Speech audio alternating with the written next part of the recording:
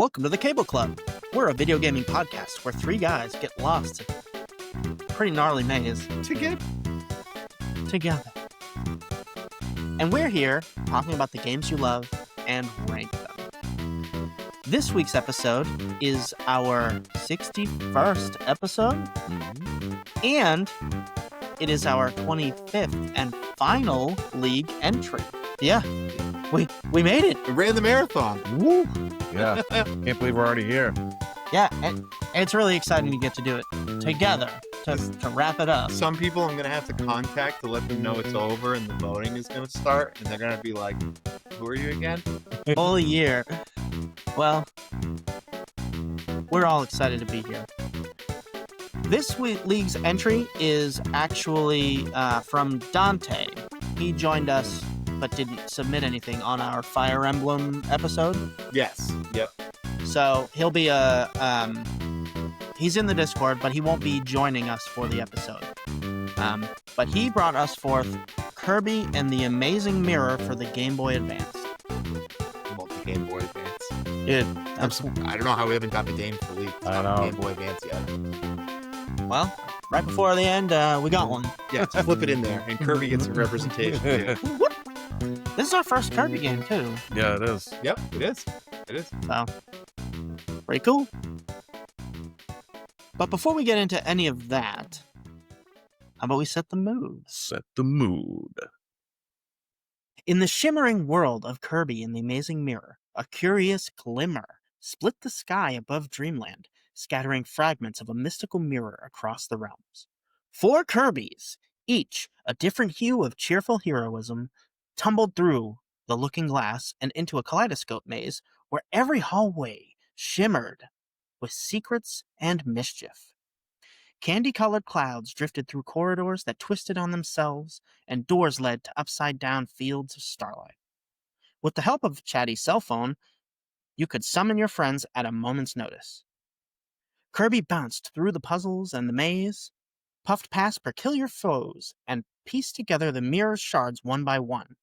Yet, somewhere in the dark depths of this mirror labyrinth, a dark reflection stirred, an echo of Kirby's joy turned shadowy and strange, waiting for a final dazzling clash of light and whimsical whimsy. Ooh. I like the hue part. So when Yeah. you go through this game, it's a Metroidvania a little bit.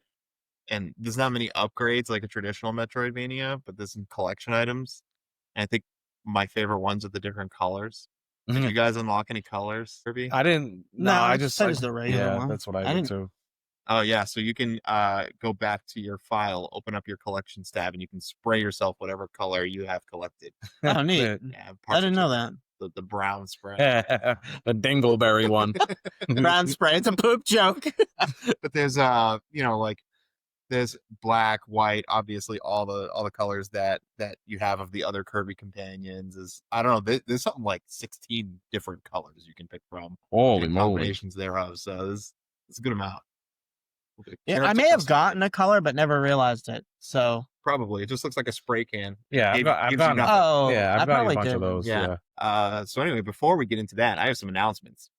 I actually have a lot of announcements. So starting this first announcement, if this is your first time joining us, all year we've been doing a retro game league. So we've been searching for, we've been having our fans search for the best possible retro game 20 years or older that they can come up with. They've been entering it into this league. And today is episode number 25 of that league. It is the last league episode. So when you hear this, voting will be live. So you'll be able to go to our Discord, go to any of our social channels, Facebook and Instagram, go to our website, the Cable Club Podcast. It's just thecableclub.com, and you'll be able to find the link to take the survey to pick games to win. Now, the winning entrant for the game will win one of the prizes in their respective cups. There's 5 cups. The way it works is there's 5 games per cup. So we wanted people to be able to bring their favorite games that maybe no one has heard of, but we also wanted to leave room for people to bring the classics, the games that we know everyone has heard of and are really good, right? We didn't want the unique games to be cut out from the prize pool, right? So go check that out. Voting is going to last all month. Next episode's going to be kind of a filler episode for us. But then after that, we're going to have our anniversary, as well as the announcement of the winners. We're going to have some other cool prizes going on. So in keeping with that, you're going to notice all this retro stuff that we have in front of us. So go check out our YouTube channel. So to come will be a video on what all this is all about. But we're going to have a sweepstakes coming up where you listener will have a chance to win these hauls. They're all $100 in value, and you'll be able to win this stuff shipped directly to you, just for some particular rules. So go check out our socials to see what that is all about. And then that is so the last announcement is, once we're done with this league, we got a little bet going between the three of us. So with the voting, we have our own games in this league. Now, we're not going to let ourselves win the prizes for the league. If one of our game comes in first for its cup, that's fine. We'll get the bragging rights. We're still going to send the prize to the next runner-up. So don't worry about that. But the contest between the three of us is whoever's game between the three of us gets the most votes is going to pick a game to do for our final episode of 2025. And in 2026, we're going to focus primarily on the indie games as opposed to retro. And who knows, we'll probably go back to retro. We'll probably do a retro episode once in a while. We're still kind of feeling ourselves out. But just so you know, we're looking at, updating and doing a few changes to the podcast. We'll keep the same formula. Absolutely. So I'll kick it over to Dan for question of the week. Question of the week, nice and simple. Favorite couch co-op or couch co-op game you really enjoyed? Who wants to take it off? Steve. I'm just going to say what everybody's afraid to say, what they want to say. It's not a retro game, but it's Castle Crashers. Oh, yeah. It's retro by some standards today. Some standards. Yeah. Didn't that, it came out like, what, 2010? Good Lord. 2009? You know what? I'll keep talking. That's like 16 years. I guess you could, it's kind of close. Yeah, close enough. Some podcasts. Yeah. And to be fair, it's a beat 'em up, which is always feels retro, even if it's not. Just because it's so, like, what's the word? Synonymous with retro games, the beat 'em up genre. You get your old Turtles in Time and, Simpsons Arcade and all that, Streets of Rage. They're all retro games. And, that it's actually kind of funny because, they've been coming out with some newer beat 'em ups. Like, just 2 years ago or 3 years ago, whatever, they had Shredder's Revenge come out and the new Power Rangers one. And, yeah. like, beat 'em ups are kind of making a comeback. Yeah. 2008. I was close. 17 years. Wow. Oh. Yeah. Oh, that hurts. Yeah, it was on the 360 at the time. Very, Yeah. very close to being retro. Yeah. Newgrounds series, from what I understand. Yeah, it's a good one. We played the crap out of it. Remember, in one file, I'd upgraded every stat to its max before defense at all. So I was super fast. I had good magic. I had good attack power. Just the whole game was not getting hit. Glass cannon build. Because by the late stage, you could definitely get one-shotted if you haven't up. Oh, yeah. Definitely right. A good one. Sure. So for mine, I feel like I have to say Smash Brothers. Smash Brothers, you pick your, you pick your version. It's easily the most fun game to play on a couch. And guess what? You can't even play it online today, really, because Nintendo's terrible at everything online. So it's not even fun. Yeah. You can use Slippy and play Melee. See our previous episode on Super Smash Brothers Melee. But Smash Brothers has to be my number one. I think an honorable mention would be Mario Party, just because of the friends you lose in Mario Party. And I am a very particular kind of chaotic board game player that Mario Party suits my suits my desire to harm others. My thing about Mario Party is Stop taking my stars. I feel like it's a game that's like mostly based for children, but has extras for adults to play. I think it's Yeah. for people who don't play video games. But Yeah. they put such an emphasis on stealing people's stuff. I always found that to be really strange about Yeah. Mario Party. Mario's entire series is about one guy stealing one person and you trying to get him back. That's true. The whole game's about theft. Yeah. Bowser steals the star. Yeah, but he's a Scepter, bad yeah. guy. You play as Yeah. good guys in Mario Party and you're stealing stars. But Bowser doesn't murder your parents. He steals your stuff. We don't even know Mario's parents. We do now. Yeah, we do. Oh, yeah, in the in the movie. I wonder if they'll be in the Super Mario 2 Galaxy movie. Maybe. Yeah, possibly. So for me, I'm gonna pick. I think it was for the Sega Genesis. It might have been for the SNES too, but I'm gonna pick Zombie Ate Your Neighbors or Ate My Neighbors. It was on both systems. Yeah, I had so much fun with my sister back in the day playing that. That game is so freaking hard. Like, let me tell you, I've never beaten it, and it's on my bucket list Dude, to beat. Is it split screen? Yes. no, and I will. Yep. No, you're both. No, you're both on the same screen. Oh, all right. Yeah, So do you like drag each other? yeah. I'm fairly certain. Okay. Yeah. Dude, you know, For someone whose favorite couch co-op game is, you're not too confident. no, I'm pretty sure it is. Like I said, I wouldn't say it's my favorite, but it's one I really enjoyed. Goof But Troop. Goof Troop was co-op Zelda. That game's sick. but like to put it into perspective, this game like took the training wheels off. Like mind you, there's like 70 levels. It took the training wheels off by like level 3. Oh, And- yeah. Yeah. The mall. I remember that level. The mall, and then the level after that I think was like you're in this maze and you got like these guys with like the Jason Voorhees mask and chainsaws. Those guys, I remember them in giant tarantulas. I Yeah. remember that. Dude. So yeah. I think I was throwing soda cans or whatever they are at him. Yeah. They're like the grenades of that Yeah. game, and I had enough to just take them out. Yeah, because zombies, you had a squirt gun and they hated water.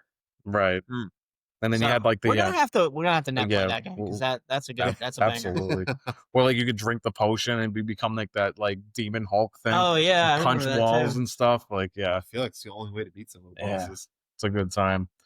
An honorable mention, I guess, would be Joe and Mac. Oh, yeah. Joe and Mac's a great game. I was also thinking Pocky and Rocky too. Yeah, Joe and Mac was such Huh? a. What is it?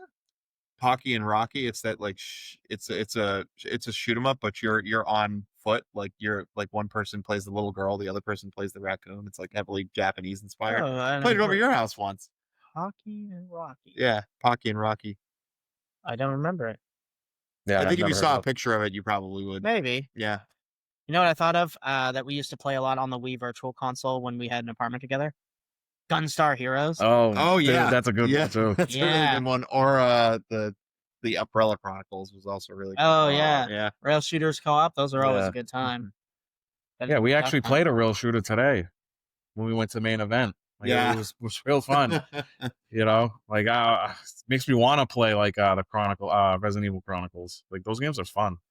Yep. Well, that's all I had. Tell us So- what your favorite couch co-op games are, either on the Discord or in the comments. Just let us know because we think it's cool to know. A couch co-op, I think it's one of those things that unfortunately has just gone by the wayside. I think everybody plays online now, and that's good too. It gives you more opportunities to play together. But man, do I miss the just like Yeah, not being able to share a Yeah. pizza and play some video games together on a couch. It's a different time, man. And it's kind of what we're all about. Yeah. That's where we grew up. That's where we cut our teeth. We all have brothers and sisters that we played games with, so it's something that I miss a lot, but we get Discord and we get net play. and Yeah, it's I mean, close. yeah, don't be a stranger. If you ever want to pitch a game to play in the couch co-op, like, we'll be there and play. Yeah, let's there's a good time to plug our Discord. Yeah. So if you need that in your life, that co-op play, come join the Discord. Link will be below. Speaking of link, as in link cable, are you guys ready to talk about Kirby and the Amazing Mirror? Boo, that was a pretty bad dad joke. No refunds. Let's do it.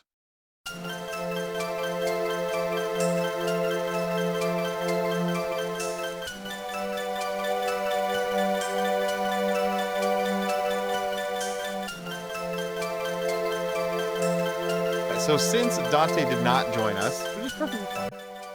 No shade, Dante. But I see how it is. I'll tell you about Kirby and the Amazing Mirror. So Kirby has always been, since his debut on the Game Boy, a side scroller, level based, sort of like Mario, with gimmick that he inhales and exhales, like we all do. And eventually he learned to copy abilities, and his games have been iterated on. And Kirby is an interesting series because I'd say out of all the series that exist, the mainline Nintendo series, Kirby has been the most consistent. Like it has a very high floor, I think, but it has a pretty low ceiling. I don't think I've played pretty much all the Kirby games. I don't know that there's any Kirby game that's really like completely knocked it out of the park. That's like a 10 out of 10, like absolute must play for, out of all the games in the world. But if you plug a Kirby game in, you're going to have a good time. So Kirby and the Amazing Mirror takes the Kirby formula that pretty much everybody's familiar with and makes it into I'm hesitant to say metroidvania because there's some things about it that are metroidvania like. So we'll call it a metroidvania light. Yeah. So you traverse a map instead of entering levels, and the map is all connected as it would be in a metroidvania and segmented and named. So if you're playing Symphony of the Night, there's a difference between the outer wall and the library, right? Well, in this game, there's a difference between, what is it, like Cotton Constellation, I think it is, or Cotton Candy Constellation is one of them, and then there's another one that's like the Moonlight Mansion. Yeah, I know Moonlight Mansion and what Star Road is like the main area. Yes, yeah. So there's different areas, right? And you try to get from point A to point B. And you do that in large part by just walking right, left, up, down. It's very directional as opposed to like left to right, most of the Kirby games. But you'll also need certain copy abilities to get you through certain obstacles or solve certain puzzles to either get treasures, which can come in the form of upgrades to Kirby, or collection items that let you change the cosmetics of him or listen to music or stuff like that. They were kind of reaching a little bit with the treasures. Yeah. But the point trying is to make them relevant, but yeah. You find bosses, you beat bosses, you assemble the pieces of the mirror, you kill the big celestial baddie, and that's Kirby. Yeah, it's mostly all the Kirby games. So, guys, what are your impressions? So, Dan, this is like your first Kirby game ever I'm played, not, right? Yeah, I'm not a Kirby player whatsoever. It was fun. Like, I didn't beat it, but like the amount I did play it, the bosses I like the mechanic that some of the mini bosses had, where like what was his name, Mr. Frosty or Frosty? Yeah, well, he's one of the mini bosses. Yeah. He's actually Kirby series mainstay. Yes. Yeah. But like you'll throw ice balls at you. Well, the game kind of rewards you in a way where it's like if you can make it to like a mini boss with like a power up, you can use the power up to like hurt the mini bosses. But like say, if you go in there without him, now you actually have to deal with like the mini boss's mechanics because you have no way to damage him. So a lot of the time, like if the boss, like for instance, Mr. What is it, Frosty or Frosty? Frosty. Okay. He'll throw. Why would it be Frosty? I thought it said that in the game. Like maybe it didn't. Like he's cold and minty. Like I'm trying to figure. He's wearing a thong. Like what is the?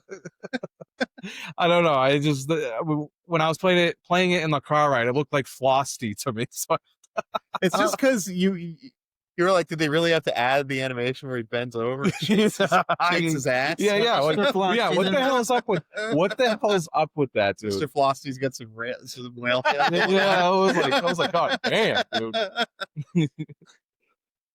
But yeah, as I was getting at, like, he'll throw like ice blocks that you have to suck them up, and you have to like throw them back at him. And this is such a minute part of the game. You guys. Well, he's trying to describe the mini boss encounters. How about the elephant? Oh my God, dude! So that's a fun one. So he kicked your face in. Yeah. So he has a couple mechanics where like he'll jump up in the air, and then I think he throws like an apple at you, and obviously you have to suck it up and like throw it back at him. But there was this one point where like you can float up to like this ledge, and I thought it was safe because he would just like jump around, but he'll literally grab you with his trunk and pull you back down. I was like, oh shit, dude. Yeah, so in Kirby games you can always fly. That's just Yeah. a part of the game. So some of the bosses, and actually this game through its main story is a lot harder than your typical Kirby fare. Like a lot of Kirby games, they're like baby shit easy to get through the main story, but then there's usually a hard mode of some kind that either comes in the form of you playing the story with like half health, or Kirby's really famous for boss rushes. Boss rushes, always Yeah. my favorite part. And then the later games have secret boss rushes, which are not just the boss rush, but usually powered up versions with extra attacks of the bosses you fought through the game, and some of them are really hard. Like I played the Kirby Robobot, and I am not joking. It took me 2 weeks to beat Wow, that really? extra boss rush, and I called it a draw. Because there's like an escape route that you have to take at the end, and if you don't make it, you get one shot. So I went and looked it up and to see if make sure there was no other boss. And after 2 weeks of agonizing over it, I was like, okay, fine. I just didn't want to do it again. Yeah, fair enough. But like that's the kind of thing. But this game doesn't have an extra boss rush. The base game itself is actually kind of hard. Like Dan has never played a Kirby game, but that shouldn't be a problem because Kirby's not that hard. But we were driving down to Tennessee to visit Steve. That's why we're all together. And Dan was playing it next to me, and I was just listening to him get wrecked. Yeah, dude. there's this one enemy. It's kind of funny because there's this one enemy with like a frying pan, and if he like catches you in it, you have like a certain noise that Kirby makes when he gets hit. It's like it's like crunchy, like a balloon getting punched. So basically, he gets me in his frying pan. He's like flipping me over like a pancake over and over. So all you're hearing is, and then Dawn like turns over. Is like, man, you're getting really messed up over there. I was like, I'm trying to get out of this frying pan. So a lot of these enemies are repeat enemies too. I don't think they had a ton of new enemies for the series in this one. The cook guys knew. Well, I'm not saying all, but I didn't run into a lot of enemies that I hadn't seen before. There's the bomber plane guy. I forget his name as far as mini bosses go. There's The fire cat bat thing. the fire bat's new. He used to be a lion. I kind of like the bat more, to be honest. Yeah, it looks a little fluffier, a little cuddlier. Hug. Fire. But I wanted to ask what you guys' favorite copy ability was in this game. Smash. Smash with a hammer? No. So maybe you didn't find it, but what was the mini bosses in this game, there's Master Hand from the Smash series. I thought he gave me a hammer. No, he gives you Smash, which gives you so in if you're familiar with Kirby's Dreamland, every ability you get just has one move. But in this game, all the copy abilities, most of them have at least 2 moves, but ones like Fighter and Smash have a bunch of moves. Yeah. So Smash is his move set from Smash Brothers. So if you jump and attack, he'll spin in the air like he's doing that like spin attack. That's why I thought it was a hammer. No, he just spins with his limbs. If you jump and jump forward, he'll do his forward tilt, which is a hammer. And if you walk forward and swing, he'll swing with a hammer. Yeah, if you stand, he'll do his punches, and if you hit down and attack, he'll do the rock. And if you hit up and attack, he'll do the air sword thing. That's so cool. Yeah. I didn't realize that because all the attacks that I used when I had Smash was the hammer attacks. And so I didn't realize that it was his Smash Brothers moveset. Yeah. That's cool. It is very cool. And actually the boss, like, so there's mini bosses we've talked a little bit about, but all the areas have bosses, of course, to get the mirrors. Right.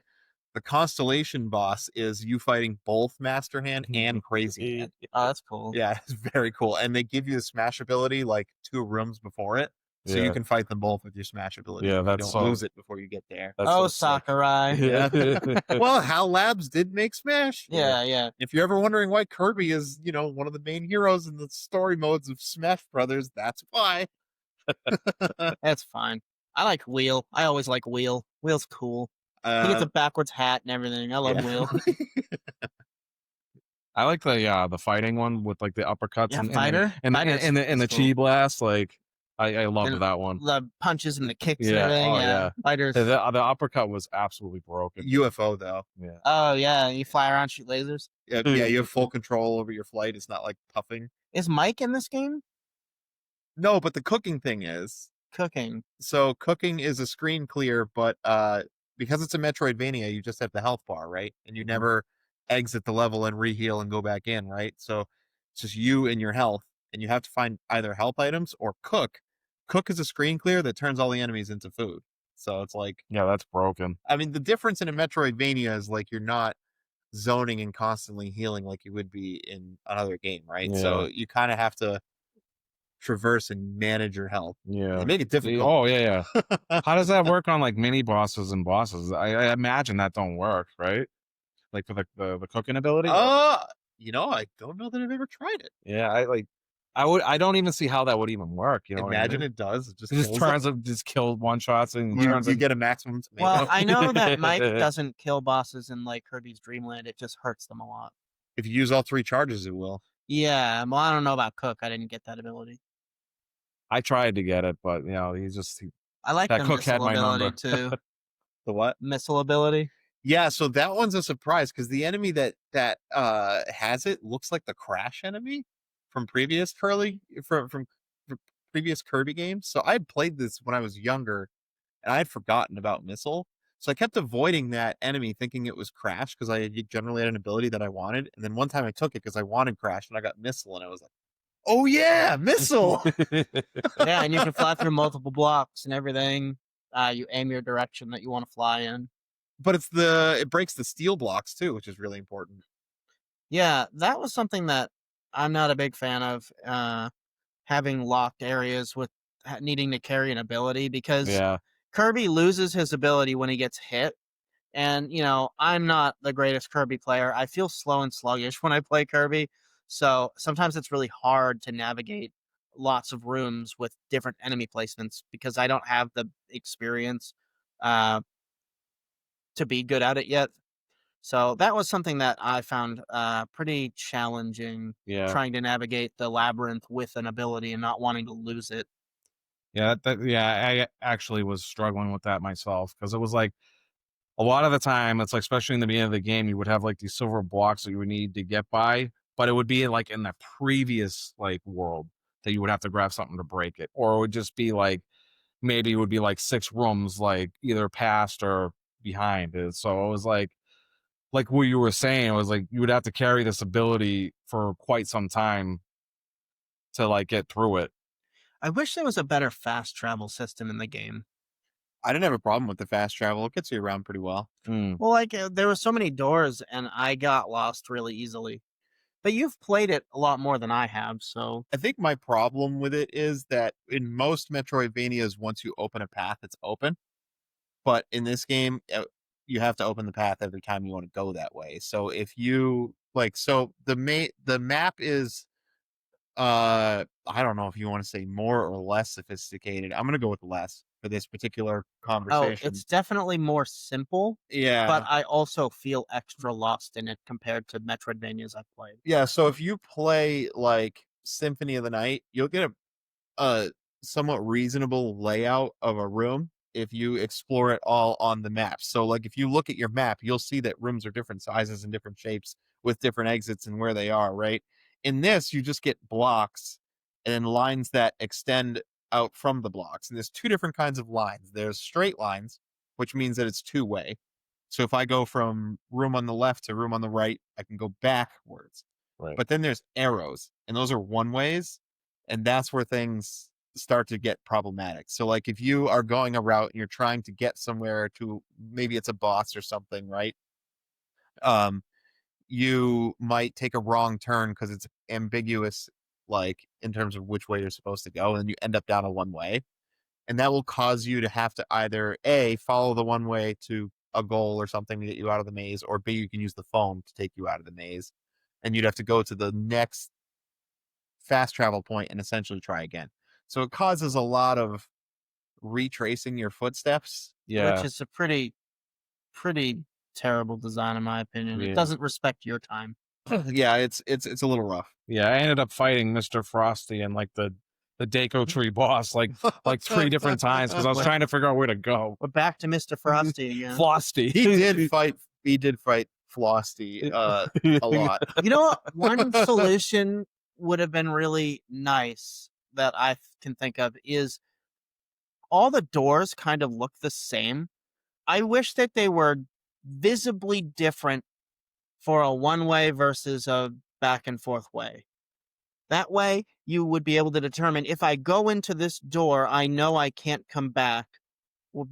Whereas if the door was, one of the two-way doors separated, then it would be a lot easier to determine, hey, I can go in this safely and go back. I don't know. Maybe they could have used like color coding or something Yeah, to tell you were going anything. north, east, south, whatever. Yeah. Yeah, it does make it difficult because sometimes you have a room that's like there's a door that goes diagonally northeast and then a path that goes east. And it's not always easy to tell if you're going into the door that's east or northeast. And if one Right. of those is one way, you just, you basically have to go back. It's and not forth. very It's kind of annoying. intuitive. Yeah. But as far as like the actual gameplay goes, I think it's standard Kirby fare. It's a platformer, right? And there's lots of like boss fights and lots of enemies and lots of complex obstacles to get around. And I mean, the bosses themselves are actually pretty good I most like time. what Krakow. Yeah, Krakow's back. Krakow's got like perfect attendance. He's in like Yeah. every Kirby. He's one of my favorites. And then there's the golem. Yeah, the one that looks like the Deku Tree. Yep. Wispy Woods. Wispy Woods. Yeah.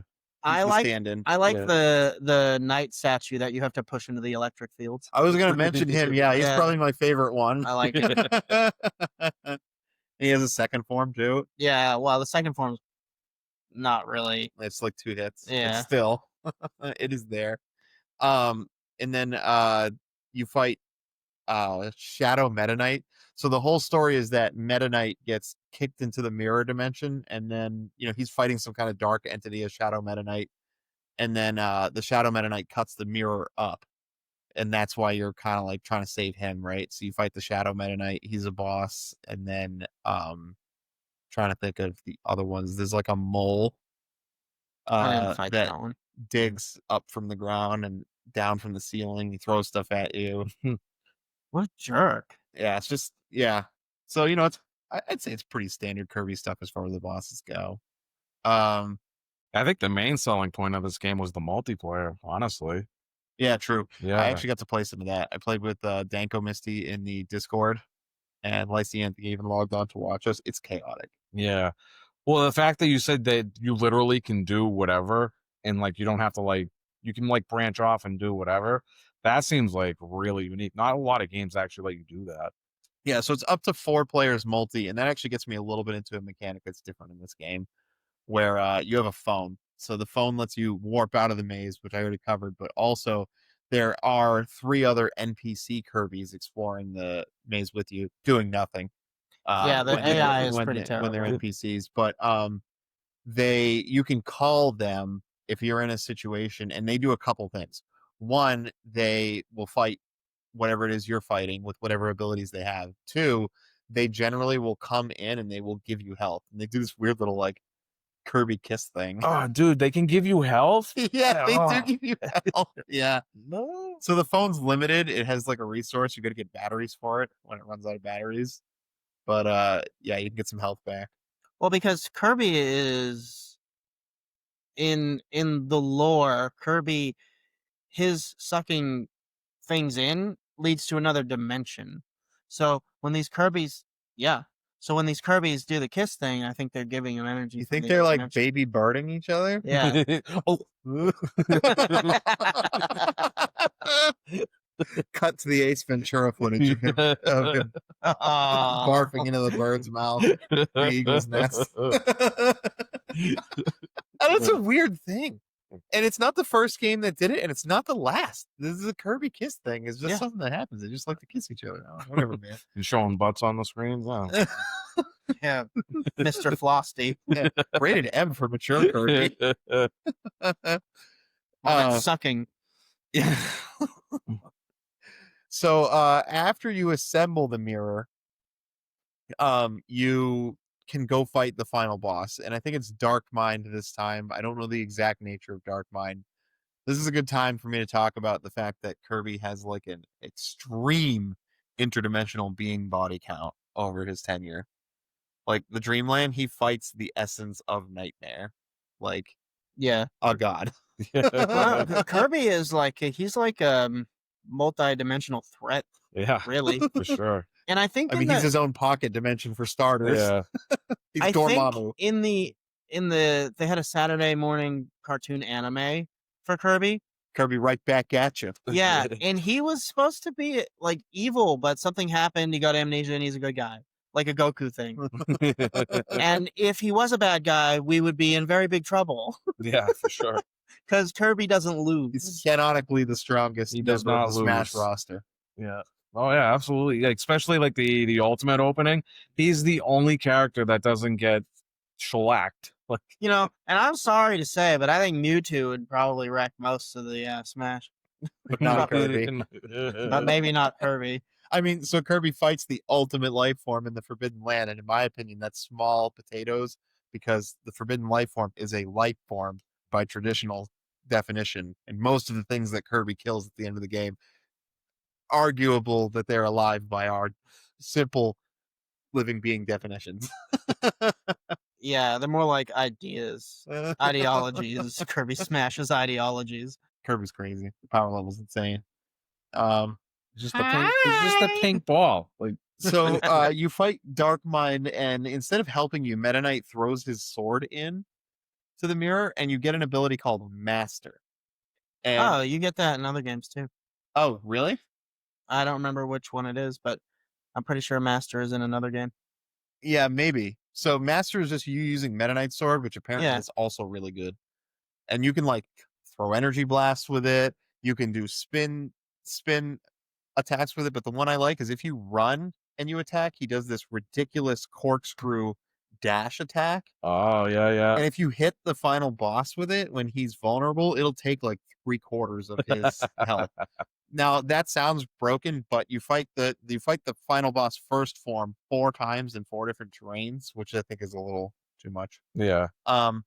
But then you fight his last form, and it's like this big, again, interdimensional eyeball. Kirby fights a lot of eyeballs. Yeah. But the master, after you beat it, you can go into the game, and the master will be sitting under the mirror. And the thing about the master ability is that you can solve all the puzzles with it. Oh, okay. So you can like break all the blocks, all the Yep, that's really nice. You can even hit the stumps. It Yeah. goes through walls when you do the shockwave. So if there's a bomb like on the other side of the wall that you'd have to use the Yeah. button for, you can hit that.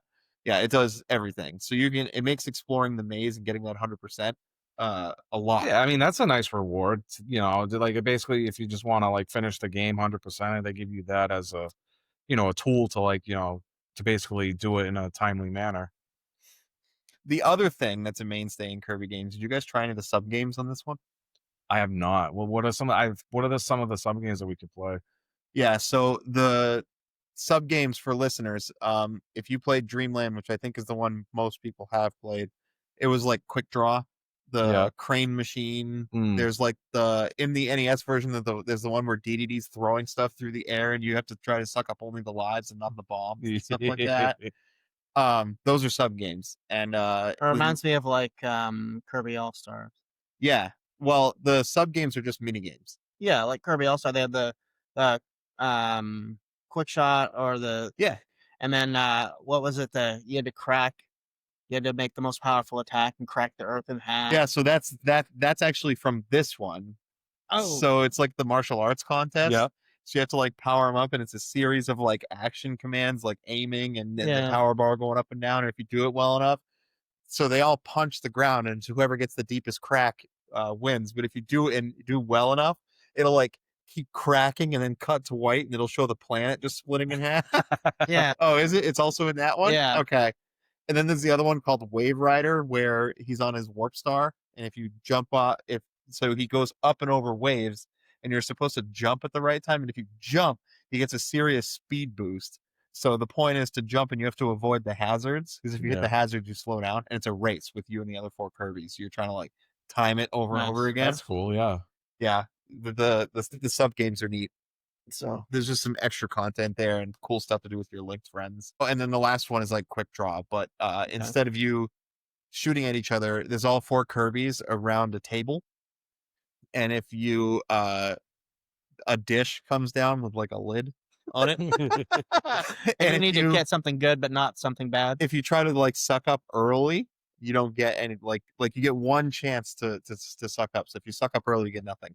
And then when the lid lifts off, there's a timing on it, and you'll either suck up all 4 articles of food or one of them. I don't know. There's like a window, right? Like if I hit the button and you hit it like within a certain time after, you'll take some of my loot, so I won't get all 4.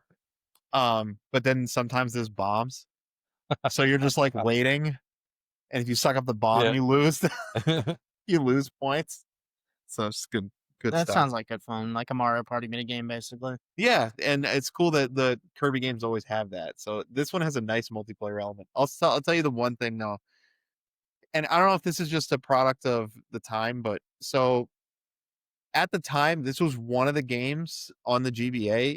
Your friend did not have to have a copy, and that was Oh rare. wow, that's Four huge. Swords was like that too. Yeah, it was very rare. That's huge. Yeah. Yeah. The problem with this one is that anytime anybody goes into the map, it pauses it for everybody. And in this game, like Trying to look at where you're going. I think in every Metroidvania, I probably check the map a lot. Oh, But yeah. in this Like one, once a room almost. yeah, pretty like much. if I'm okay, good. I feel like I'm not an idiot now. Well, I want to make sure I'm going the right way, especially with one way only. Oh yeah. Yeah, Kind of reminds me of the well, I Manic know with games. Metroidvanias in general. I don't feel like Oh, such an idiot It now. depends on how often I've played the game. Yeah, And if I've been playing the game for like 30 hours, like Symphony of the Night, I don't really have to look at the map very much. I can look at the map to I look at the map to know which teleport room I want to go to and which direction to start, and then my brain picks it up. But a game like this, where I haven't played it very much, I would be looking at the map all the time. Yeah. Especially if you let your friend play who's not played the game before because he doesn't own it, you do. clearly, Now, he doesn't own it. he needs to look at the map all the time. That sounds terrible. Yeah. And like, I definitely got Danko Misty killed a few times by just pausing. The Oh map. no. And that was just with 2 players. Yeah. I think you need to apologize Yeah. again. Yeah, I formally apologize. But if there were 4 people playing it and all, The Mana series, especially the earlier games, were exactly like that. So you Yeah, could play those well. multiplayer, and you had to pause to like use like a magic ability. So like it just freezes the gameplay for everybody, and it's just not a good time. you're in mid swing, Yeah. not to get hit. Yeah. That's what it reminded me of when you said Well, that. See, the thing is that the in the mana games, it was so cool to have this item menu. You pause the game, it would like semi-pause the game kind of, and you would choose your ability or your weapon or whatever in a wheel, and that's what Dan's talking about. Having to select an item to change based on the environment. Yeah, or any kind of spell, any kind of Yeah. item, any kind of spell. If you wanted to change your weapon, That sounds awful. yeah, it's just not a good design. Yeah, so suffice to say, it's a little rough around the edges in that aspect. So, I think that's like, what else? You guys feel like there's something else to cover about this game? Something in particular you think people should see or expect to see when they're playing it? In the first area of the game, it's not very easy to understand what happens, but you just have to suck really hard on that first block. I didn't know what to do. I thought I went into an area I wasn't supposed to go, and I restarted the save file, not knowing He thought he soft locked himself. Yeah, I didn't know how to get out. He gave up. There's a worse one too. Oh no! Like later on, there's a volcano with a big one. And I don't know where they teach it to you. I don't think they do. It might just be in the manual type of thing. But if you get all 4 Kirby's, so there's the little stone block that you suck hard, but there's a big one. You have to have all 4. The big one, you got to have more than 1 Kirby to suck at it to move it. And then there's one in a volcano area, and there's like lava. And it's clear that you have to get the big block to block the lava so you can cross. But you call the Kirby's and they won't suck it. Like they just won't. And I'm like, what is the problem here? What am I doing wrong? I had to like look it up. So the way to move this is you have to get like an ability that has screen shake of some kind. Either it's missile or rock or whatever it is. And every time you shake the screen, the rock like tips a little bit toward toward the volcano, and then eventually falls into it and blocks the lava. And your prize for all that nonsense The game doesn't are tell 2 lives. the game doesn't tell You you. don't even get like a spray or anything. Wow. Or like a health upgrade. Wow. Sakurai, why? Yeah, that part is not explained very well. At least not in the game. And like I said, it might be in the main. Yeah, that's probably something they should have thrown at you, kind of like in the beginning of the game, so like you knew like that kind of thing existed. Yeah, I put a stone guy Yeah, in there's here. that's one thing that was rough about it, but I guess I'll talk more about that when we go to rating. Wait, how about Mini too? Mini was another one that was. Yeah, all it was Oh, for yeah, is yeah. to access certain areas, and But I like- think that's fine though. Yeah. yeah, that's not a problem. That's just what it was for. It didn't have an attack. It was for navigating small channels and things. It was like the hardest parts of the game. Yeah. Like his mini portions, and you're like, oh god, no, not again. Yeah. Please don't get hit. Did you guys have a? So there's one enemy. I don't know if you encounter him. I think his name's like Starfy or something like that. And he's like he almost looks like a Luma from Super Mario Galaxy. That doesn't sound familiar. So if he comes near you, he inhales quickly and he steals whatever ability you have. Ah, You more can't get it. stealing. Oh, Yeah, boy. he's rough. And he's like everywhere. Like he'll just like fall on you sometimes when you're navigating the map and steal like the ability you need to get to the next place. And you're like, hey, That's also bad game design. Like that's just Yeah, frustrating. time to go to the mini map and It's like restart. it's like wall masters in Zelda, but no shadow. Like you can't see him coming; he just drops in and sometimes takes your ability. yeah, well, I mean, you know, if you're going up, he might jump off on you, and then you have the amount of time it takes him to travel from the top of the screen when you see him to when he hits you. So, Yeah, wall masters. At least you see that shadow, and if you're not moving, it'll come and grab you and drop you at the beginning of the dungeon, which is frustrating enough. But there's sometimes you may not even see this enemy. That sounds terrible. so I don't know. I'm of 2 minds about it. The way this game is designed is like if you couldn't lose the ability you needed to go down a path and have to try again, this game would be over really fast. Like I beat this game this time in like 4 hours, but I think even when I was younger playing it the first time to just roll credits on it, I think it was only like an 8-hour experience, which I think is very reasonable for a Metroidvania. Yeah.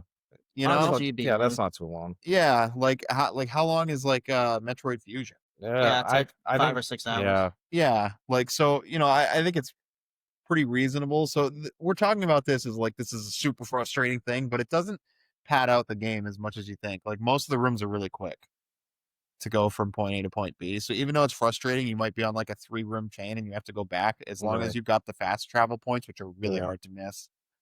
I don't think it's that bad to No, it's retrace more- your footsteps. It's more of a get good kind of thing. Yeah. Well, once you get better at it Yeah. too, like you can cook through this game pretty fast. Like you can either get good with the fireball or like I really like the hammer and I can just like jump around and Kirby runs Yeah. like if you Will. if you double tap, you Yeah, run. he runs. Yeah, you actually told me. I didn't know how to do that at first. I was And, like, Kirby was really slow. and if you have to fly over something, you can actually like puff once, spit, puff, Spit, spit, yeah, puff, yeah. spit, and you'll travel as fast as you would if you were running. So you'd be Oh like wow. boop, boop, boop, boop, boop, Yeah. like all the way across. That- Or like if I just don't want to fight an enemy, I just like jump up, puff, puff, and then That's pretty cool. hit the ground and keep going, right? Like you can, you know, you can cook a little bit in this game. Yeah. So and it also makes up because I feel like when I play a new Metroidvania, and this is a little bit of a frustration, maybe it's just mine, but like I played Prince of Persia fairly recently, and sometimes it's not very clear what you can and cannot do with the abilities you have. And I think that's true of all Metroidvanias. And sometimes I think that causes me some frustration because I don't know if it's a path I should be able to get to, and I'm just not like timing it right. Yeah. So I worry that I'm missing something, and then I have to like continue down a path I don't necessarily want to go. Yeah. This game doesn't have that in it because you can literally go anywhere. Like if you want it, the zones are numbered, Yeah, so there's a recommended order, and they do get harder. But you could just at the start of the game go to zone 9. You could beat 9 first instead of beating 2. that's pretty Yeah, cool. Like Yeah, so, absolutely. and again, that plays into the multiplayer where if you were playing 4 people and the map wasn't an tackle issue, you different could areas. literally just Yeah, go we in just 4 different scatter, directions yeah. and you could do it. So That part seems really cool to me, honestly. yeah, Like I said, not many games do that. imagine if there was like a Metroid that did that. Is Metroid Hunters like that, or Metroid? What is it? Metroid Prime That's Hunters a first-person shooter. for the The 3DS. 3DS, yeah, I haven't played that. Yeah. 4 swords you all have to stick together, right? There's a Castlevania game. Well, wasn't on like the PlayStation Network or something like Yeah, that? it was also on the 360. Yeah, They had a big map, yeah. and you could play 2 people at once in the. Didn't it do something weird like zoom out on you or something like that? Yeah, I it was remember it being weird. bad. Yeah, Yeah. it was, but Yeah. it's kind of like what you were asking about a Metroid, but it was a Castlevania game. Yeah, it's just by the time you're on 2 ends of the map, you can't see anything. Yeah, I know. You're like, what? I need my Would have been better if they had magnifying magnifying it glass, yeah. somehow. And Yeah. So you're both on separate places. Anyhow, I digress. So, you guys ready to get into our review of Kirby and the Amazing Mirror? Let's do it.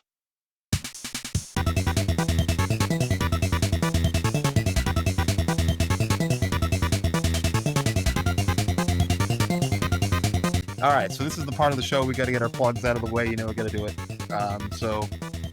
If you're listening to us on a listening platform, go check out our YouTube, especially for this episode because we're all together. Dan usually does a good job with the visual elements, so you know it's not just like us just acknowledgement. For sure. And try hitting subscribe if you like what you're hearing. If this is your first time with us, ring the bell. yeah, Ding, ding, exactly. ding. Get us right into your feed of the podcast platform of your choice. If you're so inclined, go look at the link below in the description and join the Discord. Hang out with us. We've been talking about co-op games this whole time because we're together and we played a game that is best played co-op. So come over to our Discord and play with us and have some fun. Make some new friends. We have community spaces over there in our own little corner of the internet. Good group of folks. And then and if you have a game that you want us to play or drop us a suggestion, you can email the Cable Club podcast at gmail.com also. So without further ado, we're going to get into our review of this game. This is the part of the show where we usually talk amongst ourselves. This time we don't have a guest, so it seems a little bit off. But this is the part of the show where we're a little bit more critical of the game itself, less so explaining it. So who wants to go first on this one? Yeah, I'll start. So, I played a fair amount of Kirby games in my day, and this one kind of fits in the middle for me as far as the series goes. I think that it does a fair amount of things really well, and it introduced a couple new ideas, which was really cool. And I don't have like a ton of complaints, but I also don't have a whole lot of like praises either. So, like, having multiplayer for probably the first time in Kirby's history was this game, which is neat. No? Nope, you could play Oh, Nightmare that's in right. Dreamland multiplayer. And in All Stars, there's also multiplayer. Scratch that. The other things that I think were neat were being able to move back and forth between the worlds was nice. I know Nightmare in Dreamland, it was just straightforward levels, and this being kind of more like a Metroidvania light, as we were calling it, was really nice. My only criticism on that front is that I really wish that the map was laid out more like a Super Metro or a like a Metroid or a Castlevania game. They perfected that formula comparative to this. This was kind of a mess. I felt lost, but I was having fun while being lost, if that makes sense. Yeah. I think it boils down to one thing: one ways. Yeah, Yeah. I think if one ways did not exist, it would make this game a lot more palatable by today's standards. Or at least if it was a one way, because I think that exists in Metroidvanias, kind of. Sometimes there's pits you can fall down, but it brings you to another room, and you can usually go a couple rooms and you can get back on course. Yeah. In this game, a one way is generally going to take you to a goal, which is to like exit the maze. Right. And like you never want to exit the maze. You just don't. Yeah. Right. Yeah, it's kind of a bad option. I almost wish that the goal instead would bring you back to a room that was like, you know how they have those little rooms that had 2 ways or sometimes 3 or 5 or whatever it was, like back to that room. Instead of having to go back to that main hub area to go back into the room again, like it seemed like almost an unnecessary step. I was okay, I guess, with going back to the main hub. I guess I would have just liked to have like if I'm somewhere and I beat a boss or I go down a goal or whatever, I would like to be able to stay in that goal room and then be able to get back down, like maybe there'd be another level that'd be like right next to it. I'd like to be able to like stay there and then go to the next area, right? Because like there is fast travel if you unlock them all. You can get pretty much everywhere pretty quickly. I'd argue that the fast travel is a better system than Symphony of the Night's fast travel. I hate Symphony of the Night's fast travel. I think it Well, sucks. Oh yeah, well the way that the fast travel worked in that game was like you literally had to be in an area that would teleport you. This you could just well, that's not true. There was an item you could use to get, I believe, that could get you to a teleport, or maybe that's just a library card I'm thinking of. But regardless, it's not as easy as this game because, like you said, you Yeah. could go to the menu and you could just teleport back. There's also not as many locales. Yeah. So there's 2 travel spots in this game per world, and the worlds are not very big. Yeah. It would if they remade this game, I would love a mini map. Oh, for sure. Yeah.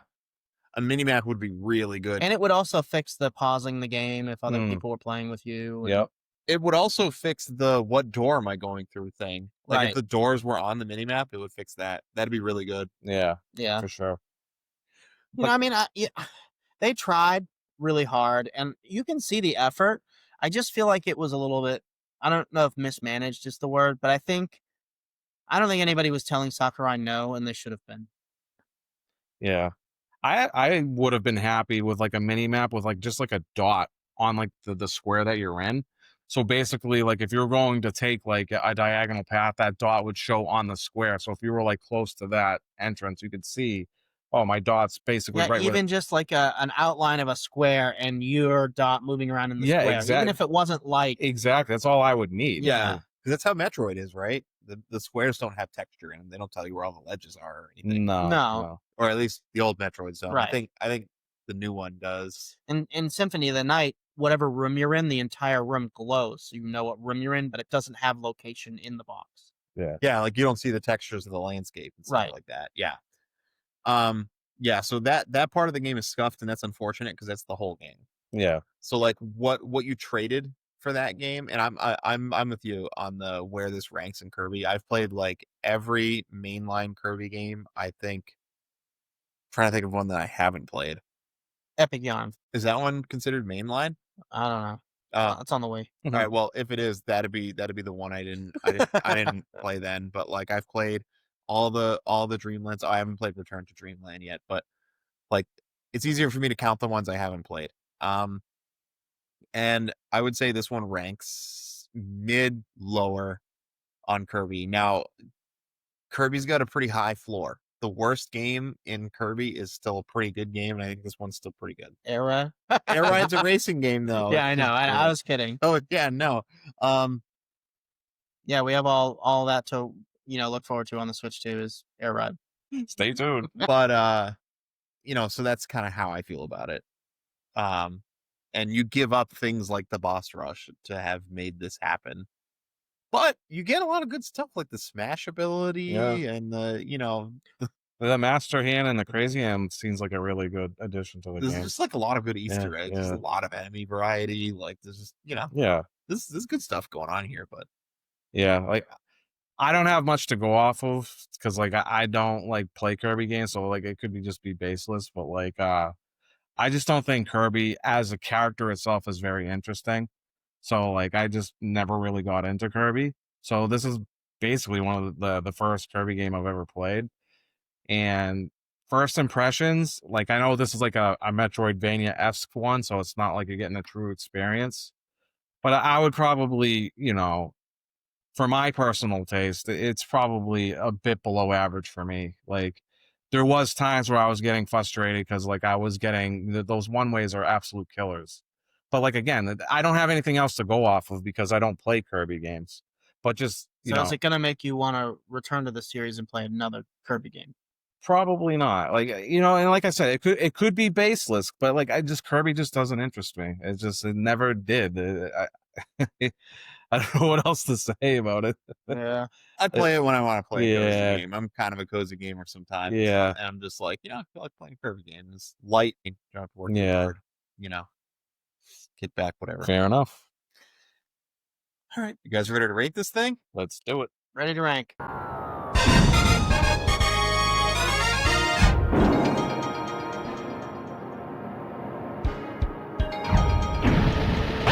All right, so this is the part of the show, which will be the last time we do it for this year, where we enter this game into our Retro Gaming League. And normally we would have up in front of us what looks like a tier list. It's not a tier list, it's a league. Each tier is a cup. We're doing a Pokemon Stadium style, starting with the Apricorn Cup, Pokeball Cup, Great Ball Cup, the Ultra Ball Cup, and the Master Ball Cup. So within these cups, we place these games. We want to have an even number in each cup of contenders. So 5 games per cup, 5 cups, 25 games. And after this episode, the survey will be live. You'll be able to vote on which games you think deserve to win the awesome prizes we have. So the interesting thing is, if we're going to place Kirby and the Amazing Mirror into a cup, and it's not Master Ball, because Master Ball is the only cup left that doesn't have 5 games in it, then we have to move some games up. And if we placed it in, let's use Apricorn as an example. I'm not saying it's going to go there, but then we'd have to move a game up from Apricorn to Pokeball, and then Pokeball would have 6 games. We'd have to move a game up from Pokeball, so on and so forth, until we reached our final list. Right. So that's how it works. Fellas, in our search for the ultimate game that's 20 years or older, do we feel that Kirby and the Amazing Mirror is Master Ball material? No. Not for me. No. Dan, I feel like never goes first. Dan, where are you ranking Kirby and the Amazing Mirror? Okay, well, Kirby as a series could be great, but like again, this is my opinion, so we're gonna have to just deal with it. I had fun for what I did play. Like the mini bosses were great. The bosses were fun, but like the one thing that like really killed it for me was trying to hold on to a power for too long of a time to progress to another area, because there was multiple times I would get like 1 or 2 rooms away, lose it, and then I would have to restart the whole process over again. And again, it could just be a skill issue, like Dan, just get good, but at the end of the day, and I don't know, Kirby to me is just not very interesting, and this game didn't really change it for me. But I do realize that this game is fun in certain ways. Like I said, like the bosses are great. Some of the abilities are really fun to use. So for me personally, I'm probably going to place it in Pokeball tier. Okay. So Pokeball. I feel like Steve never breaks a tie, so I'll go next. So when I look at this list, for me, what is the biggest thing that I judge is whether or not I could recommend somebody play this game in 2025. So my first test is how easy is it to play this game? And compared to a lot of games on this list, the answer is very easy. It's on the Nintendo Switch Online or Nintendo Classics, whatever they're calling it nowadays, whatever the kids are saying. Which is like toilet Riz. 6, 7. Stop. They're out of pocket, no cap. Yeah. I don't even know what my train of thought is anymore. That brain rot just completely derailed my entire. Anyways, it's $20 a year to have access to this and plenty of other games. It's a great value proposition. You can play this. It's pretty easy. You can even play it with friends who also have it. That's also really easy. So that's cool. Because if you've ever tried to play any kind of linked experience on an emulator, your experience ranges from impossible to this fucking sucks. So yeah, very, very playable. Now, when I look at the rest of the list, if someone was like, hey, Don, I have no preferences at all, which game would you recommend that I play from this list, right? I feel like Kirby's pretty approachable for most people. Can I see the list really quick, just so I can be more familiar with it? When I look at the games we have in each cup, This is a more updated list here. I think that I'm going to side with Dan, and I think I am probably gonna put it in Pokeball. It's hard to say Great Ball because there's some games in Great Ball that I do want to move up, but honestly, I think I would play some of the Pokeball games. I'd probably recommend them before I would recommend this one. It's too bad that it sits where it sits in Kirby for me, because there are some Kirby games that I definitely would rank higher, but this one is where it sits for me. What do you think, Okay. Steve? Yeah, I think that it is not better than any of the Great Ball games. So I'm putting it in Pokeball as well. Would you play ActRaiser over it? That's like the one I'm struggling with. Yeah, jeez. Would I play ActRaiser? Oh On no, some I would play. on some cases, yeah, I think I would play this over ActRaiser. So does this So, belong in Apricorn? That's like No, the one I no. look at from that, and I'm like, ActRaiser is such a unique specimen. And yeah, meanwhile, this is a failed Metroidvania, yeah. right? And you can play other Metroidvanias. If I wanted to recommend a Metroidvania to somebody, it would not be this one, No. Yeah, right? I think I would definitely play Kirby over ActRaiser. I Yeah, I think think so too. it's a more fleshed out game. I feel like. All Yeah, right. I think ActRaiser struggles a little bit too much, and this game only struggles with like two things: the map and the holding on to an ability through some challenges. But as fun as ActRaiser may have been, it felt lost. Dated, I think would be the way to Yeah. say it. Yeah. Yeah. Unfortunately, ActRaiser is a cool game, but I think Kirby's better than that one. Okay. So we're sitting it in Pokeball then. Yep. Yep. All right. So we got some moving to do. What game is moving up from Pokeball? Steve can go first. Pick two games from Pokeball that you think we should move up. I would say, personally, I think my number one is probably Oracle of Ages because it's still a decent Zelda game, and I was happy to get to play it. But I think that my other pick is probably Eternal Darkness for its uniqueness. Oh, really? Cool. Yeah. I don't think there's aren't many games that are like Eternal Darkness, and I think that that it is interesting enough to push itself ahead of these other contenders. Interesting. Dan, what do you think? So I'm eyeing 3 games right now: Oracle of Ages, Suikoden 2, and Legend of Dragoon. But I think I'm gonna narrow it down to my first pick being Legend of Dragoon, because I have really like the nostalgic factor for that game is really high for me. I just love everything about that game, even though it's not the best RPG ever. I really like it, and I really enjoyed Suikoden, but I think ultimately Oracle of Ages is a better game for me. Like I owned it as a kid, or I owned Seasons as a kid, which is fairly similar to that, and I had a lot of fun playing Seasons, and I actually did beat Ages, and I had fun. So Legend of Dragoon first, Oracle of Ages second. Yeah, so I think Oracle of Ages for sure. So I think that Yeah. one is the one going up. I'll give my honorable mention just because I think it is it's Legend of Dragoon, I think would be my second one. But yeah, it's definitely going to be Oracle of Ages going up. So Oracle of Ages is going up to Great Ball. So then we have to move another game up from Great Ball. And this is kind of where it gets hard because these are some good games we Yeah. have here. This is so I'll go first. So in this grouping, just because we don't have it on screen for you, we have Diablo 2, Donkey Kong Country 2, Pokemon Gold, Silver, Crystal, Street Fighter Third Strike, and Fire Emblem Path of Radiance.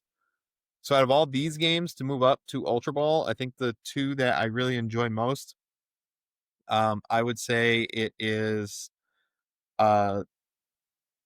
this year I had such a good time playing Street Fighter Third Strike, and I feel like I have a good chance of getting someone to log on and play Street Fighter Third Strike with me. So I think it's a very playable game, and I had a good time with it. And I have kind of been a little bit itching to ask someone to play it again recently. So that one definitely. And then I do think Fire Emblem Path of Radiance deserves to be up in Ultra Ball personally. So those are the two that I'm going with. Fair enough. Yeah, for me, like, yeah, this now it's starting to get tough. But yeah. I had a lot of fun playing Donkey Kong Country 2. Such a great game.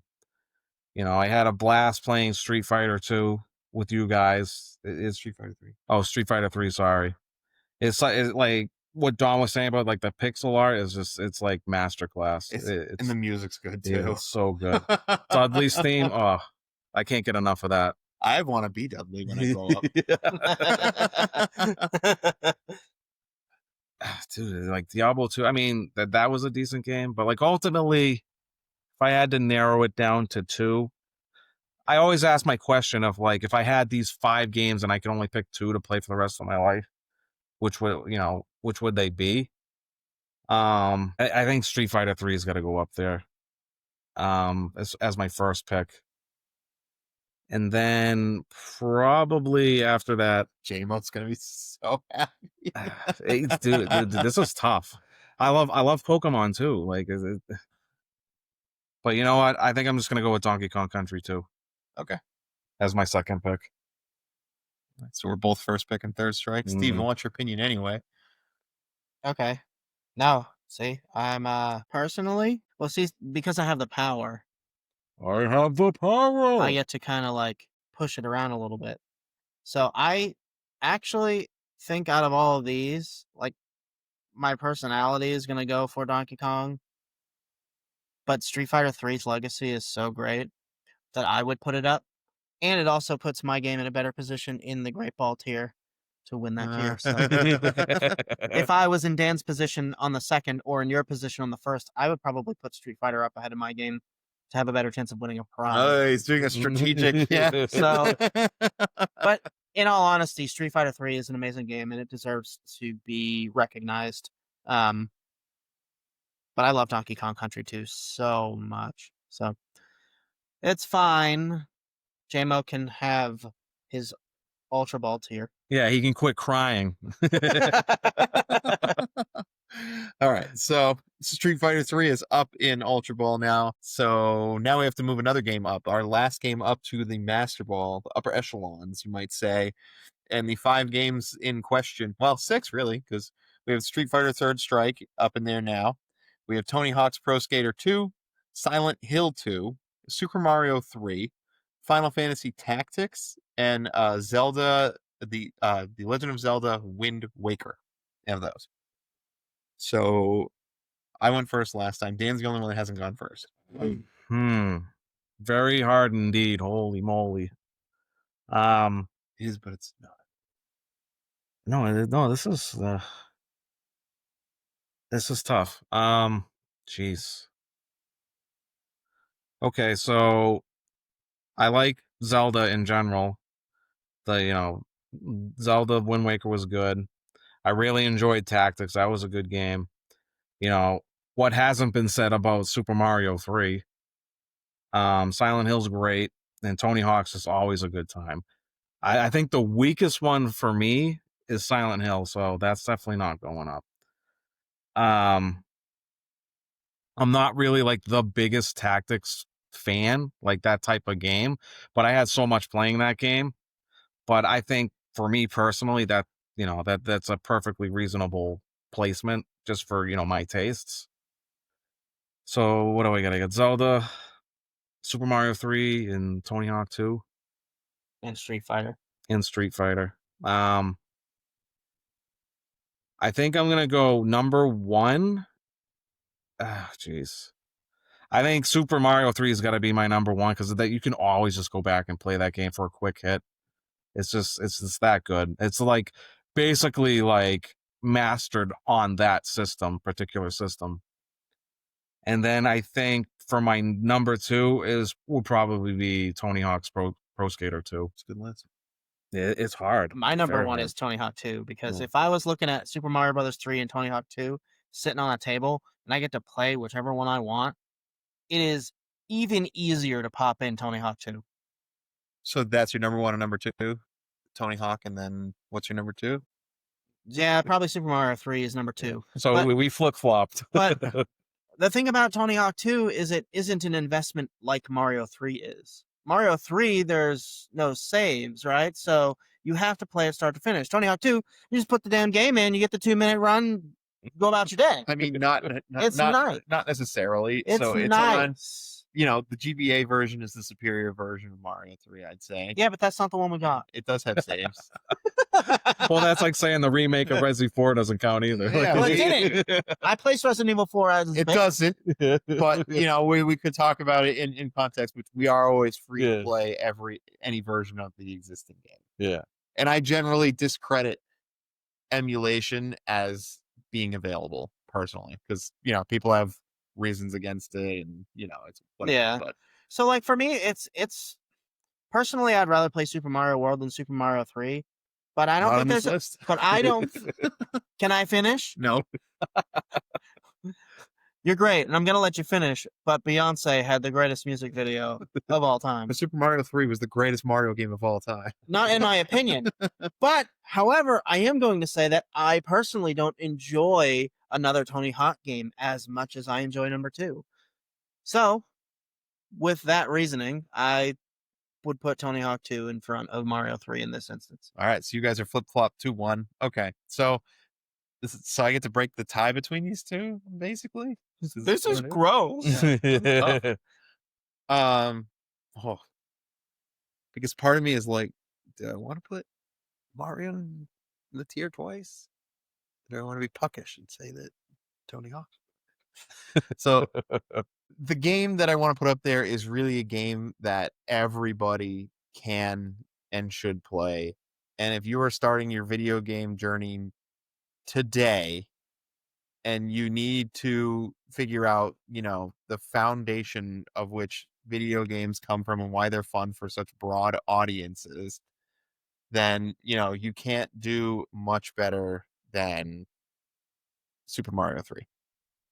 I'd even say that even if you think Super Mario World is better than Super Mario 3, that's fair. But if I was introducing someone to video games the first time, I would probably have them play Super Mario 3 and then play Super Mario World, so you can see the progression of, how video games evolve. It's a very approachable game. It's not that hard, at least for the initial levels. I would argue the entire game is not that hard. I don't think Super Mario 3 is a hard game. The Dark World is tough for younger people. Yeah, kind of. Yeah. And maybe the Pipe World was a little rough. But Yeah. But I was able to beat it at a pretty young age. Mm. And I don't think it's and ever since I've beaten it, it doesn't present much of a challenge. I think it's approachable. Yeah. And back then you had to be kind of good at a video game to beat it. It wasn't a gimme that you were gonna roll credits. Versus like other games like Castlevania for the NES that are NES hard. Yep. Tell me about it. Right, which are like that's a taste. But it's so approachable. So, and my second was Tony Hawk Pro Skater 2, if that says anything about it. I think both of those games are games that anybody can and should play, and everybody will have a good time playing. But between the two is Super Mario 3, just because of the achievement it is on the system it is, and it's a piece of history. And it's a game that I personally know I will play a crap ton before the end of my days. So it's yep. Fair enough. So that one's moving up. So our final list, for everyone who can't see it, Master Ball. Well, I say final, but hold on, I'm gonna throw you guys a twist, okay? So Master Ball is gonna be StarCraft the Brood War for PC, Paper Mario for the N64, The Legend of Zelda, Ocarina of Time, Resident Evil 4, originally for the GameCube, Super Mario 3 for the NES. Stacked cup. That's a very stacked cup. It's gonna be tough to choose. Ultra Ball is The Legend of Zelda, The Wind Waker, Final Fantasy Tactics, Silent Hill 2 for the PlayStation 2, Tony Hawk's Pro Skater 2 for the PlayStation 1, and Street Fighter Third Strike. Also stacked. Yep, also It's stats. tough. Some good picks. Yeah. Great Ball, shockingly. Everything in Great Ball is bad. Dan and I's picks are in Great Ball. Yeah. Great Ball, shockingly the worst here. Is Diablo 2 for the PC, the other Blizzard giant. Donkey Kong Country 2 for the SNES.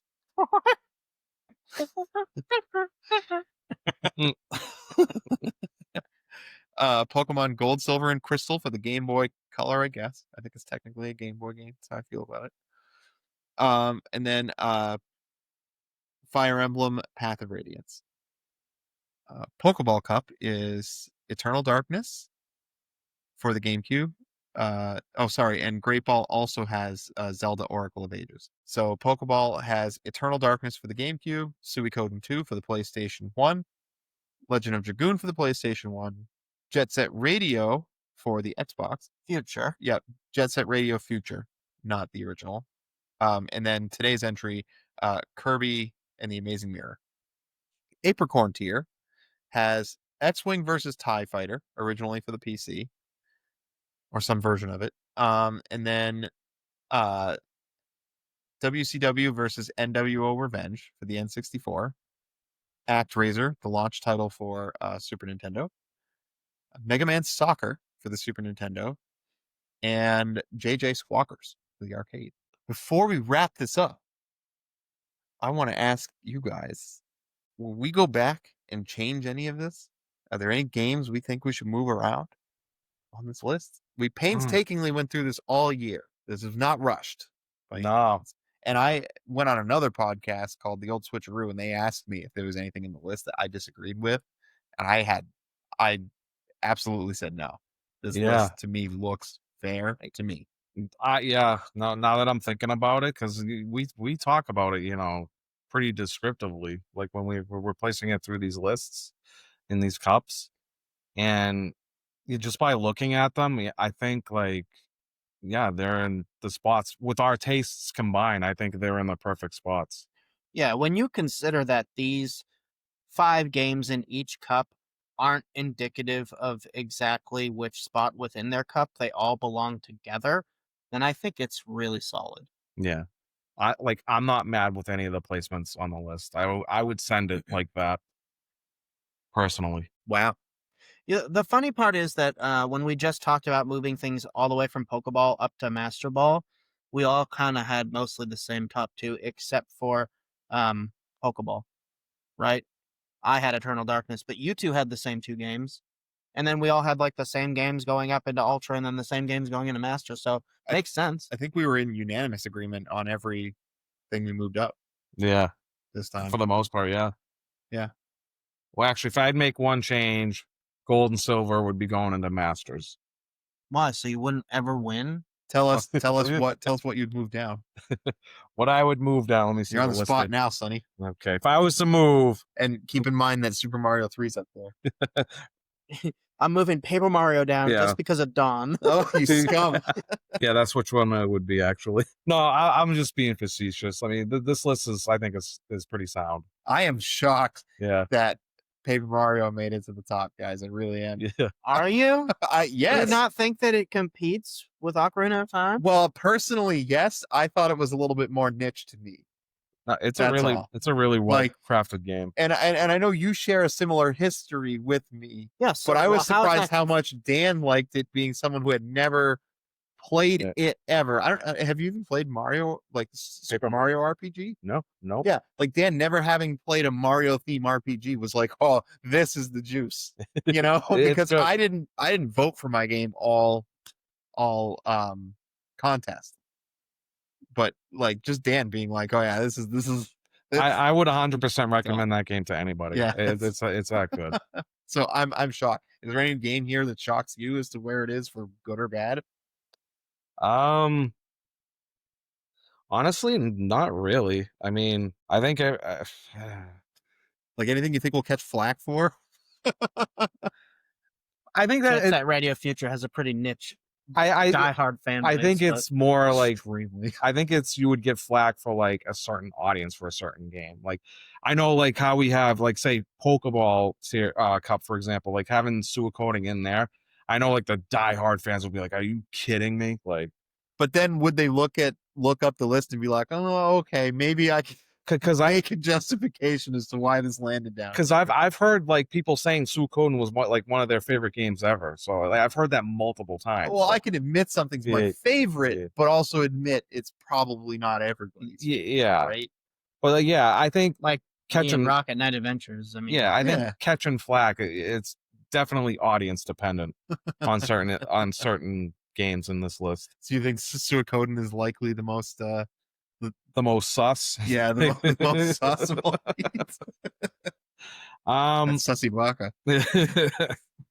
I mean, I think so. I definitely think Suikoden could probably go higher, but like I like the list where it is. Like I don't think I would change anything, honestly.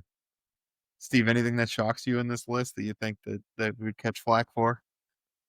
that we would catch flack for. Maybe Fire Emblem Path of Radiance needs to move up. I know a lot of people really love that one, but other than that, no. But I also think that it's where it belongs. So All right, well that's it. So the next game we're gonna play is not a retro game. It sure is not an indie game, despite being started by an indie studio. And we're playing it because we need to give you guys a month to vote on the league. So this is Filler. Yep. And it's a special request. We're here with our friend where he lives and his two kids. And they really, really, really badly. Yeah, I think it's so you could get Xbox Game Pass for like a month and it's on there. I'm And gonna put it on my PC. yeah, it's Yeah. basically nothing. So, yeah. So join us over in Minecraft as we play with his kids and we try to slay the what's it dragon? Ender Dragon. Yeah, so Ender they dragon. told us we can't kill that dragon. We can definitely kill that dragon. Okay. Yeah, we've beaten Dracula. We've beaten. What else have we? I mean Contra. I've beaten Emerald and Ruby Weapon in FF7. All right. Yeah. Bahamut. If you think the dragon's bad, let me tell you about Emerald Weapon. Gather around, kids. We're gonna talk about penance today. Oh, Penance. Woo. All the other super bosses. I Ultimate beat. Virtue. Who's the king in Dark Souls 3? The Forgotten King, or Yeah, that's his name. I think it was. Yeah, like, I beat Rocket. him. Yeah. bring it, Ender Dragon. Yeah, we're not afraid of the Ender Dragon over here. So, but before we go, I just some credits. We brought on a new staff member, Alicia, who is Steve's wife, who is our manager / social media coordinator. So, just so you know, she'll be around a little bit more, and you'll see her a bit more, and hopefully see our posts a bit more because we're all terrible at social media. So, thank you to her, especially for coming on and doing this for free because we don't pay. We don't get paid either. Yeah, we don't get paid either. At least, yeah, we don't get paid. I'd also like to thank our Discord. They're our favorite fans. You guys make it worthwhile every single week for us to play games and hang out with you guys. We haven't really been in the Discord lately, but we've been planning this vacation, planning this trip, going through life, trying to, shore everything up before we take a trip and take a bunch of time off. So, but we'll be back on there starting next week. And I also like to say that the theme music is made by Cubby. I think unbeknownst to him, who knows? Maybe he's a fan of the podcast. He could be one of the lurker followers out there. Maybe he listens to us every week. That'd be great. But we chipped him some money on his Bandcamp, and you should too. Check out his stuff in the link below. And I think that is game over, fellas. Game over. Game over.